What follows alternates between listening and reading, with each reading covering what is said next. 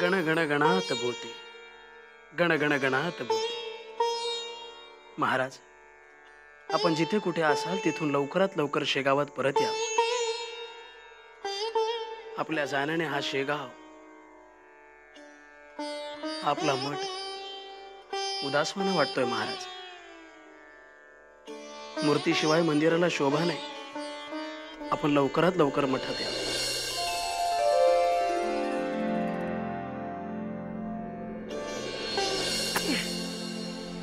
सासरी गेले ही आज 8 दिवस झालं. पिठलं भात खाऊन कटाळा आलाय, पण सांगतो कुणाला? गण गण गणात बोते. गजानन महाराज. गण गण गणात बोते. महाराज महाराज महाराज गण गण महाराज, आपण या गरीबाच्या घरी आला. मला कोण आनंद झालाय म्हणून सांगू तुम्हाला महाराज. ते जाणतो आम्ही. तुझ्या चेहऱ्यावरचा आनंद ओसंडून जातोय आणि आमच्या पायावर तू डोकं ठेवलंस त्याच वेळी त्याच आनंदाने तू आमची पाद्यपूजाही केलीस. महाराज, इतक्या दूरचा प्रवास करून तुम्ही या गरीबाच्या घरी या असं वाटलं नव्हतं. काय येणार नाही? मागे तुला हरिपूरला आम्ही शब्द दिला होता, त्याप्रमाणे आम्ही आलो. हो महाराज. आता आल्यासारखे चांगले 8 दिवस राहणार आहोत तुझ्या घरात. महाराज. का रे, तुझ्या कपाळावर अशा आठ्या का दिसत आहेत? ते 8 दिवस फार होत आहेत, तर आम्ही आमचा मुक्काम कमी करू. 2 दिवस राहिलं तर चालेल. छे महाराज, अहो हे काय बोलणं झालं होय? अहो हे घर आपलंच आहे. अहो मीच आपला पाहुणा आणि स्वतःचं घर समजून ठाण मांडून बसलो या. नाही नाही महाराज, तुम्हाला हवं तितकं दिवस राहा. या ना महाराज, या या या या.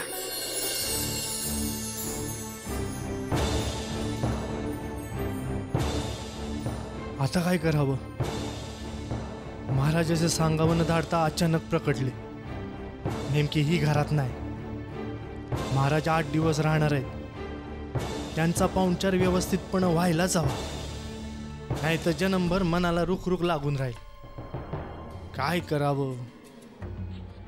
पाटील होय, पाटलांना विचारावं. त्यांच्याकडं महाराजांची सोय करता आली तर पाहावं. पाटील समोरच तर राहतात. शिवार देवीच्या नावानं सांग भले. पाटील, चांगला पोचलाय बोकड तुम्ही. असा पृष्ठ बोकड पाहून शिवार देवी प्रसन्न होईल. म्हणत देवीला बोकड नुसता दाखवायचा, बळी द्यायचा नाही? मूर्खासारखा बोलू नकोस.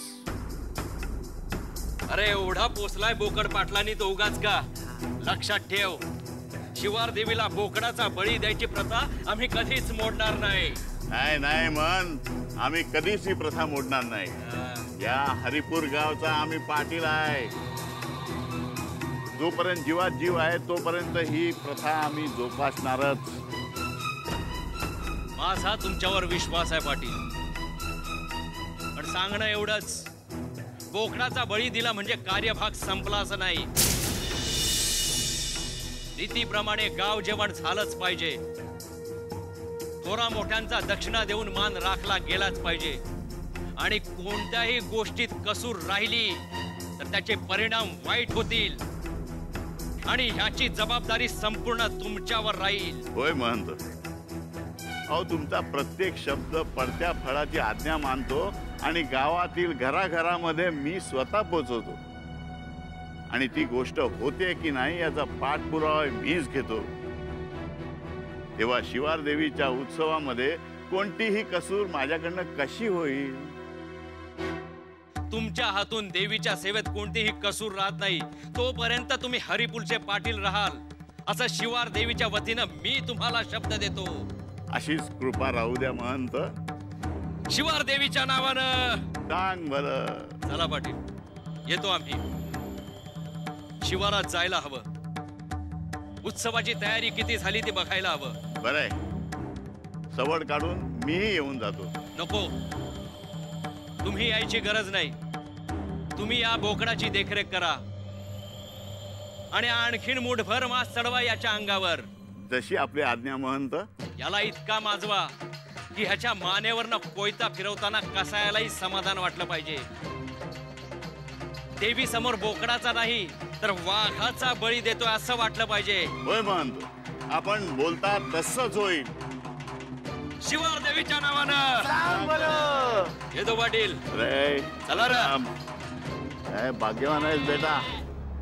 अरे शिवार देवीच्या नावानं बळी जाणार आहेस तू. हा शाबास. राम राम पाटील. ओ राम राम मधुकरराव. पाहिला का आणला तेव्हा कसा होता आणि आता कसा झालाय. होय की हो, चांगला धष्टपुष्ट झालाय की. बरं पाटील, बोला. एक गळ घालाय आलो होतो.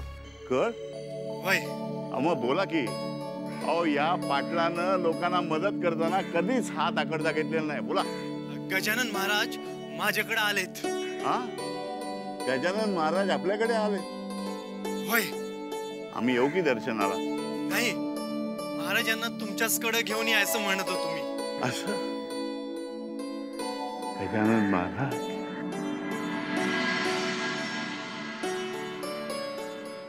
मधुकर, अरे किती विचार करशील आमचा. असो.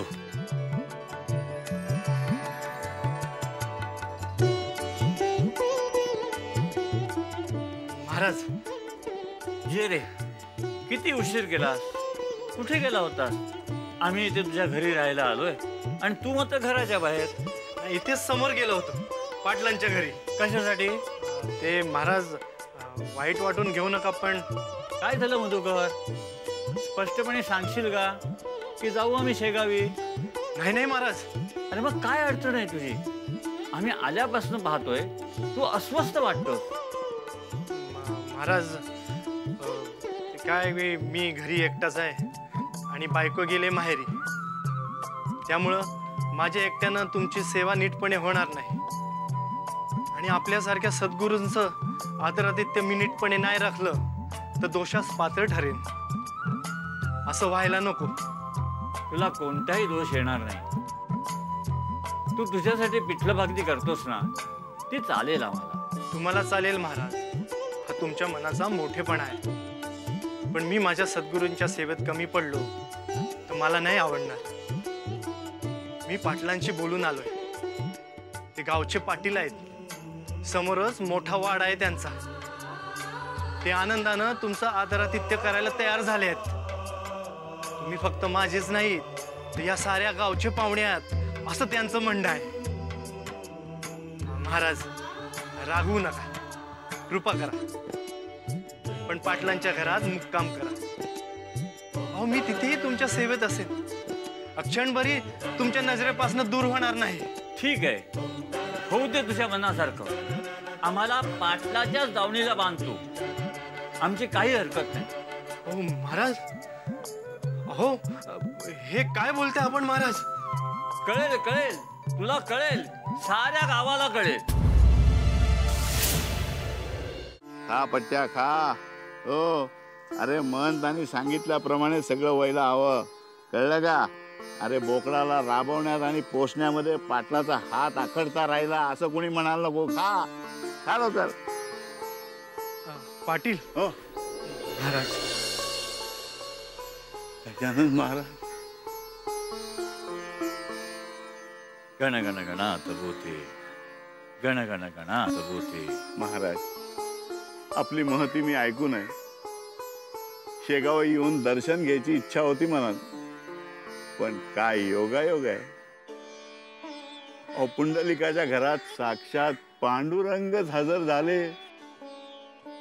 धन्य झालो मी महाराज, धन्य झालो. आपलंच घर समजा आणि हवं तितके दिवस राहा. आपली सेवा करण्याचं भाग्य आम्हाला लाभू द्या. आदरातिथ्य करण्यात तुझा हात कोणीही धरू शकणार नाही हे जाणतो आम्ही पाटील. महाराज जो माणूस बोकडाला इतक्या चांगल्या तऱ्हेने पोषू शकतो तो आमचं आदरातिथ्य ठेवण्यात कसली कसूर करणार नाही ह्याची आम्हाला खात्री आहे. काय रे, खुश आहेस ना.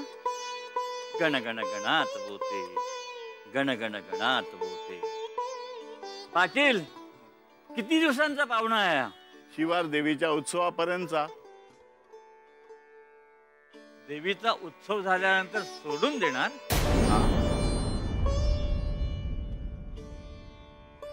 महाराज या ना, या आपण घरात या ना. आपली चांगली बडदास्त ठेवतो आम्ही आणि कारभारणीशी ओळख करून देतो. नको पाटील, आम्ही इथंच बसतो. हा तुझा पठ्ठ्या आम्हाला खूप आवडला. याच्याशी हितगुज करीत आम्ही इथंच बसतो. बोकडाशी हितगुज करणार? पाटील, महाराजांना सगळ्या पशुपक्ष्यांची भाषा कळते. महाराजही त्यांच्याशी बोलतात. तेही आपलं दुःख त्यांच्याशी व्यक्त करतात. आश्चर्य आहे. असो, आतमध्ये आपल्यासाठी स्वतंत्र खोली तयार करून ठेवली आहे. पण आपला जर इथेच बसण्याचा आग्रह असेल तर मी तुर्तास तुम्हाला बाज मांडून देतो आणि आपली इच्छा होईल तेव्हा आपण आत जाऊ. मी आलोच, घरात जाऊन येतो. अहो अहो, ऐकलं का? गजानन महाराज आले.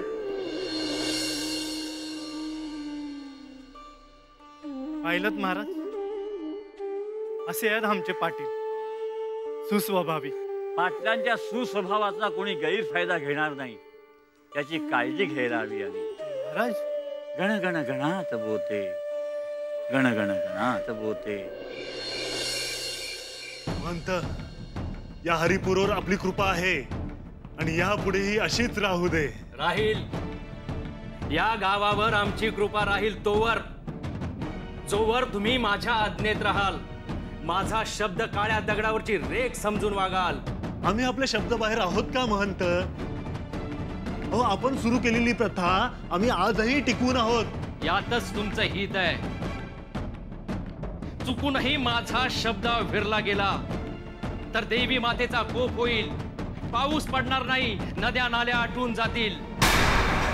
गुरढोर आणि तुम्हीही पाण्याभावी तडफडून तडफडून मराल. हे ध्यानात ठेवा. याची आम्हाला पूर्ण जाणीव आहे महंत.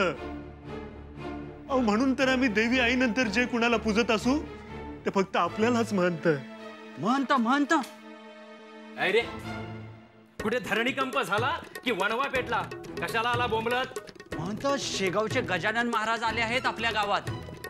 काय? हो, गजानन महाराज मोठे अवलिया संत आहेत. हे अरे, तोंड सांभाळून बोल. अरे, महंतांचा कोप होईल. हे बघ, आपल्या महंतांपेक्षा दुसरा कोणीच मोठं नाही आहे, समजलास? हो, क्षमा असावी महंत. गजानन महाराज हे कशाला आले हरिपुरात? तेही देवीच्या उत्सवाच्या वेळी? हा काही शुभ शकून नाही.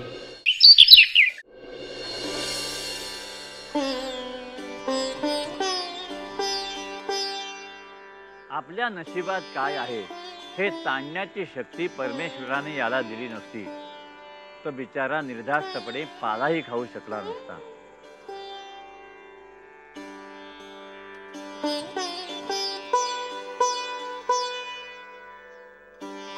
महाराज, ये पाटील,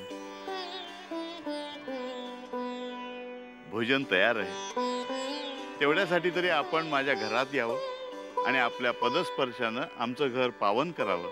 नको, आज आम्हाला भोजन घेण्याची इच्छा नाही. का महाराज? आपलं आदरातिथ्य नीट व्हावं म्हणून मधुकर रावांनी आपल्याला माझ्या घरी येण्याची विनंती केली. आपली सेवा करायला मिळावी हे मी माझं अहोभाग्य समजतो आणि म्हणून मी आपलं स्वागत केलं. पण आपण आल्यापासून काहीच घेतलं नाही. महाराज, माझं काही चुकलं का? नाही, कुणी आग्रहाने खायला घातलं की आम्हाला भीतीच वाटते. महाराज, असो, आम्हाला काही हवं असलं तर आम्ही सांगू. आम्हाला आग्रह करू नका. जशी आपली इच्छा. उद्याच्या शिवार देवीच्या उत्सवात पुरणपोळीचा नैवेद्य असेल तोच आम्ही ग्रहण करून राहू. तोपर्यंत आमचा उपवास करण्याचा मानस आहे. महाराज, काय झालं? कसं सांगू? म्हणजे महाराज, मला महंतांकडनं कळलं की आपण कर्मकांडांच्या विरोधात आहात. म्हणून तुम्हाला कसं सांगावं हेच कळत नाही. महाराज, शिवार देवीच्या उत्सवात बोकडाचा बळी देण्याची इथे प्रथा आहे.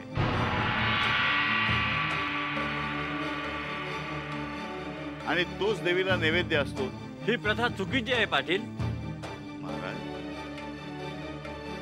कोणी सुरू केली ही प्रथा? गावच्या महंताने. महंत? का आले असतील गजानन महाराज? ते मधुकररावांचे पाहुणे, परंतु मुक्काम मात्र पाटलांच्या वाड्यावर ठोकलाय. काय कारण असावं यामागे? त्यांचा उत्सवात विघ्न आणण्याचा मानस आहे, ही माझ्या मनातली शंका खोटी ठरावी. देवी माते, खोटी ठरावी.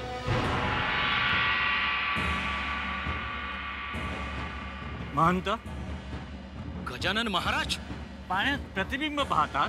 तुम्हाला काय देणं घेणं? देणं घेणं तुला आहे महंत. पाण्यात प्रतिबिंब पाहत असशील तर तुला एक सल्ला द्यावासा वाटतो. माणसाने चराचरातल्या प्रत्येक सजीव आणि निर्जीव वस्तूत स्वतःचं प्रतिबिंब पाहावं, कारण तेही आपलं रूप असतं. आपण जसे परमेश्वराचं स्वरूप आहोत, तसंच प्रत्येक सजीव आणि निर्जीव वस्तू ही परमेश्वराने निर्माण केल्यामुळे परमेश्वराचं स्वरूप आहे. मुद्द्याचं बोला. उत्सवात बोकडाचा बळी देणार आहात असं कळलं. मग असं करू नकोस अशी विनंती करतो तुला. काय गरज? तुमचा आमचा संबंध काय? तुमचा फुकाचा सल्ला नकोय. कोण तुम्ही? हे बघा, गावात गेली 25 वर्ष चालत आलेली प्रथा मोडीत काढायचा प्रयत्न करू नका. तशी विनंती करतो होतो आम्ही. गेली 25 वर्षे तुम्ही जी पापकर्म करत आहात, त्या पापकर्माला आता खीळ घाला. प्राणी जगवा, झाडं लावा आणि नैसर्गिक संपत्तीत भर घाला. ही नैसर्गिक संपत्तीच पृथ्वीचा विनाश रोखू शकेल. असं कार्य करा की जेणेकरून तुमची देवी तुमच्यावर प्रसन्न होईल. पण ही बळीची प्रथा थांबवा. फार बोललात महाराज. या गावात पाहुणे म्हणून आलात, पाहुणे म्हणूनच राहा. यजमानांच्या घरात हस्तक्षेप करण्याचा प्रयत्न करू नका. परिणाम वाईट होतील. परिणाम वाईट होईल म्हणूनच तुला सावध करायला आलोय. महाराज, पाटलाच्या दारात बोकड बांधला आहे, त्याच्यात आम्हाला परमेश्वर दिसतो आहे. डोळसपणे पाहिलंस तर तुलाही त्याच्यात परमेश्वर दिसेल. परमेश्वरासमोर परमेश्वराचीच हत्या असं करू नका. मी तुला तसं करू देणार नाही. आव्हान देताय? हा महंत कोण आहे हे तुम्हाला ठाऊक नाहीये. गावावर पाटलाचं नाही तर या महंताचं राज्य चालतं. गावातला प्रत्येक व्यक्ती माझी प्रजा आहे आणि मला आव्हान देणं म्हणजे या प्रजेला आव्हान देण्यासारखं आहे. आता मी तुम्हाला विनंती करतोय, आमची प्रथा मोडण्याचा अजिबात प्रयत्न करू नका. नाहीतर बोकडा बरोबर मी आदेश न देता माझीही प्रजा तुमचा बळी घेईल. एक जीव वाचवायला 100 वेळा मरायला तयार आहोत आम्ही म्हणतो. गण गण गणात बोते, गण गण गणात बोते, गण गण गणात बोते, गण गण गणात बोते.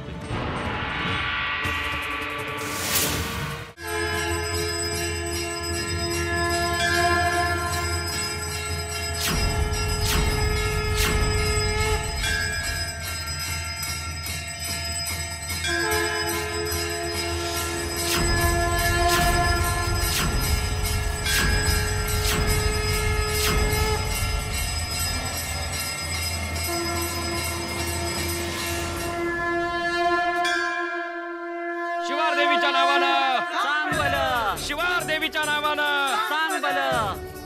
महंत, तुम्ही चिंता करू नका, आम्ही आहोत. गजानन महाराज आपल्या देवीच्या कार्यात विघ्न नाही आणू शकत. अरे आजवर तुमची चिंता मी वाहिली आणि मला सांगतोस महंत चिंता करू नका. क्षमा असावी महंत. लक्षात ठेवा, उद्या हा महाराज उत्सवाच्या दिवशी शिवार देवीच्या परिसरात दिसता कामा नये. मधुकर रावांना आणि पाटलांना समज देऊन आलोय मी. काय रे, तू कशाला आलास इकडे? तुला पाटलांच्या वाड्यावर दबा धरून बसायला सांगितलं होतं ना? त्या महाराजावरती पाळत ठेवायला सांगितली होती ना? अहो, आरतीची वेळ झाली म्हणून आलो. अरे एक दिवस आरती चुकली असती म्हणून देवी कोपणार नव्हती तुझ्यावर. अहो, चिंता करण्याची काही गरज नाहीये. गजानन महाराज पाटलांच्या वाड्यावर बसून आहेत आणि त्यांची काहीच हालचाल नाहीये. दम नाही हो त्याच्यात, तो काहीच करू शकत नाही. मूर्खा, वेळ कोणाला सांगून येत नाही. त्यात आजची रात्र खास आहे. उद्या उत्सवाचा दिवस आहे. या रात्रीच्या अंधारात गजानन महाराज वाड्याच्या बाहेर पडू शकतो. माझ्या विरुद्ध लोकांना फितवू शकतो. मला कोणतीही जोखीम पत्करायची नाहीये. आल्या पावली वाड्यावर परत जा आणि दबा धरून बस. आणि लक्षात ठेव, डोळ्याला डोळा लागता कामा नये. तू झोपी गेलास आणि गजानन महाराजांनी डाव साधला, तो उद्या बोकडाच्या ऐवजी तुसा बळी देईन मी शिवार देवीला. समजलास? हो म्हणत ये आता. जा तुम्ही पाटलाच्या वाड्यावर. शिवार देवीच्या नावानं, शिवार देवीच्या नावानं, शिवार देवीच्या नावानं, शिवार देवीच्या नावानं, शिवार देवीच्या नावानं.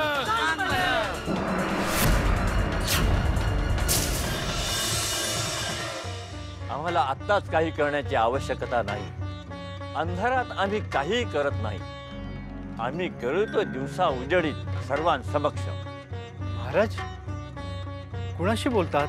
जो कोणी चुकीची प्रथा पाडून लोकांची दिशाभूल करतो आहे, जी लोक तनमन धन अर्पून ही प्रथा जोपासतायत, त्या सर्वांशी मी बोलतो आहे. पण आमचा आवाज त्यांच्यापर्यंत पोहोचत नसावा असं वाटतंय. महाराज, मधुकर, मला एक शंका घ्यावीशी वाटते. महाराज, तुझी आमच्यावरती भक्ती आहे ती खरी की खोटी? महाराज, ओ असा माझ्या हातून कुठला प्रमाद घडला की तुम्ही माझ्याविषयी शंका घेताय? मधुकर, तुमच्या गावातल्या शिवार देवीसाठी तुम्ही गावकरी बोकडाचा बळी देणार आहात. मुका प्राण्याची हत्या करणं हे पाप आहे. हे तुला माहीत असून देखील या अपवित्र कार्यात तू सहभागी होतोयस याचा खेद वाटतो. महाराज, गेली 25 वर्ष या गावाने शिवार देवीसाठी बोकडाचा बळी देण्याची प्रथा जोपासली आहे. त्यामुळं या गावावर देवीची कृपा आहे आणि हे गाव नैसर्गिक आपत्तीपासून मुक्त आहे. हो, इथल्या मातीत सोनं पिकतं. सोनं पिकतं ते शेतकरी घाम गाळतो म्हणून. मुका प्राण्याची हत्या केल्याने पाप उगवतो. हे पाप आणि त्या मुक्या प्राण्याचे शाप तुम्हाला भोवल्याशिवाय राहणार नाहीत. महाराज, मधुकर, तुझ्यासारख्या समंजस माणसाने या हिंकस आणि निर्दयी प्रथेविरुद्ध आवाज उठवायला हवा. उलट तू त्या प्रथेचं समर्थन करतोयस, हे दुर्दैवी आहे. एक बरं झालं, तुझ्या घरात गैरसोय होईल अशा समजुतीने तू आमची पाटलाच्या वाड्यावर राहण्याची सोय केलीस. त्यामुळे त्या बळी जाणाऱ्या बोकडाला आम्हाला पाहता आलं. त्याची व्यथा जाणून घेण्यात आली. पण आता आमच्या जीवात जीव असेपर्यंत त्या मुक्या प्राण्याचं आम्ही रक्षण करू. गणगण गणात बोते, गणगण गणात बोते, गणगण गणात बोते, गणगण गणात बोते.